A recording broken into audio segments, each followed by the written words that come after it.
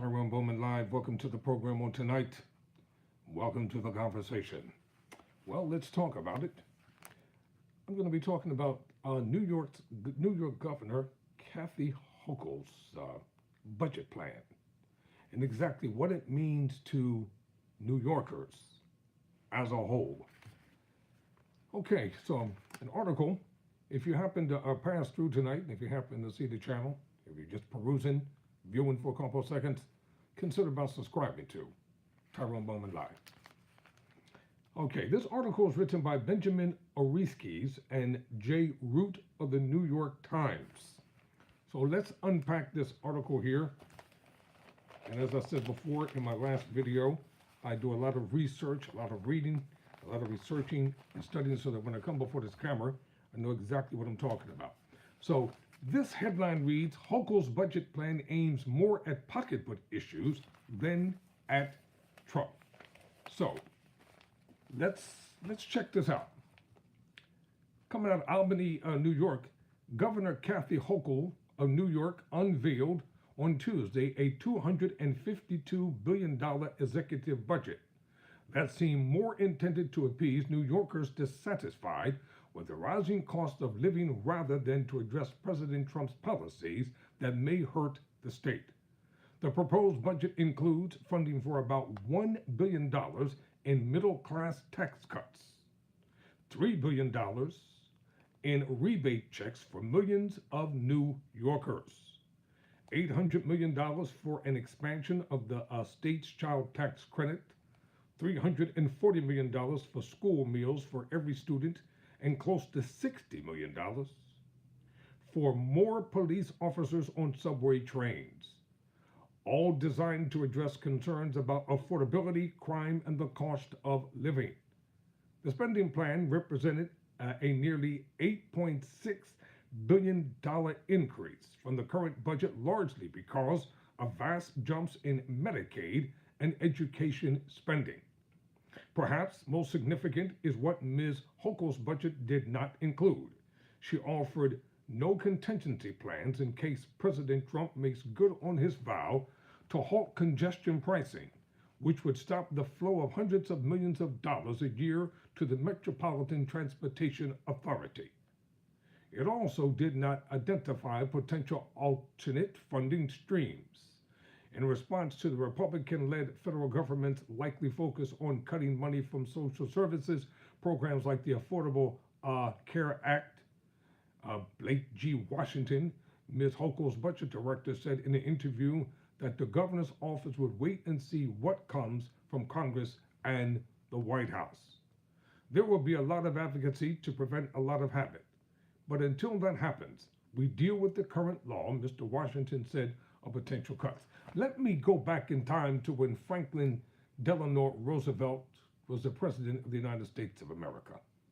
And he was president for 12 years. It was in the midst of a severe depression, war, and everything else. And he suffered from a debilitating disease, from a wheelchair. This man inspired and motivated and led a nation from the brink of destruction, regardless of what went on in his personal life. And I've examined his personal life very well. But he was a real president, and he got the job done. Once a person makes up in his or her mind to lead a state, a city, or a nation, things will get done. What else do the Republicans do? They complain, they whine, they cry. They slash, they spend, they take care of the rich and the powerful and the mighty. They take care of the special interest groups that funded their campaigns. They take care of the billionaires. They take care of the lobbyists. They pad their pocketbooks. They find ways to get richer and richer. And they love to keep divisiveness. They're race baiters. They want to keep it going 24 hours a day. But you and I, we have to understand the name of the game. And you can't let them win. All right, that's a side note. Now let me get back to this article. There will be a lot of advocacy to prevent a lot of that, but until that happens, we deal with the current law, Mr. Washington said, of potential cuts.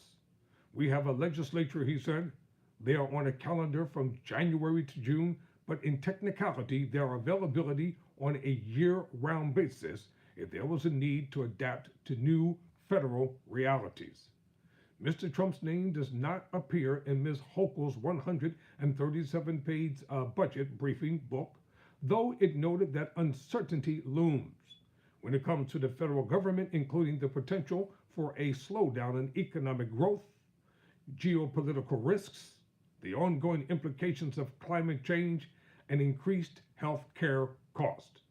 Potential federal changes to trade, immigration, and tax policies could drive further inflation increases, the briefing book said. Likewise, possible reductions in federal assistance that support vital New York programs, including health care delivery, social services, and public safety, could negatively impact the state and New Yorkers who depend on these programs, it said. And beware, because once they enact all these programs and the economy starts going downhill, they want to blame the Democrats. And then they'll come up with their lies and their fake promises about turning stuff around. The fiscal initiatives were made possible by the state's higher than expected tax receipts for this year and projection for the next fiscal year, which begins April 1st. The result is a roughly $5.3 billion surplus expected for the next fiscal year, enabling Ms. Hochul to champion populist plans to counter her sinking poll numbers as rivals from both parties are prepared to challenge her in 2026.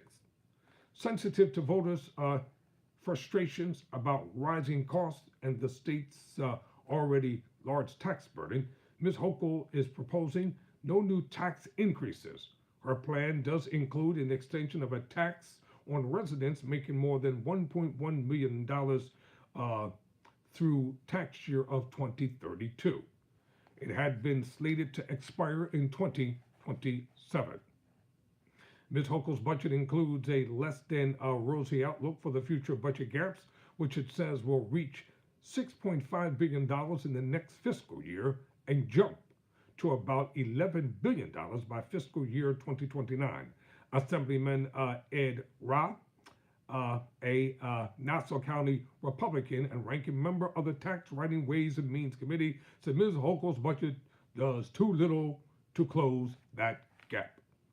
Our recurring revenues and our recurring spending don't match, he said. We're committed to a whole bunch of new blah, blah, blah, yada, yada, yada, yak, yak, yak. I'm not going to even read what the Republican has to say because it's not worth talking about. They just talk rhetoric. Now back to the governor. The governor offered a few more details on her proposed cell phone ban, offering $13.5 million to carry out a plan to restrict the use of smartphones and other internet-enabled devices during school hours. The proposal, if enacted, would take effect at the beginning of the next school year and leaves it up to individual school districts to enforce the restriction. It includes exceptions for students who need devices for things like tracking insulin and students who are in an English as a second language program. So, in closing, the governor is making it crystal clear.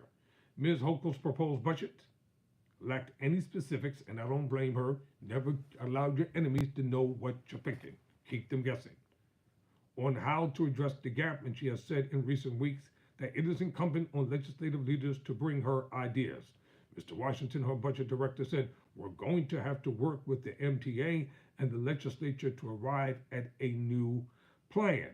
The budget proposal is the starting point for annual negotiations between the governor and legislative leaders over how to spend roughly $250 billion throughout the 2026 fiscal year. Last year, lawmakers blew through her April 1st budget deadline, and talks went on for nearly 3 weeks.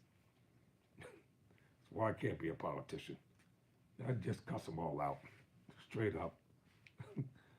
I'd cuss them all out, lay them out, stick my middle finger up in their face, and tell them, you know what, I really don't give a damn what you all think. We're going to get the job done. And that's going to be the end of it. I would be a non-conventional politician if I was one, which I had no invested interest in becoming one.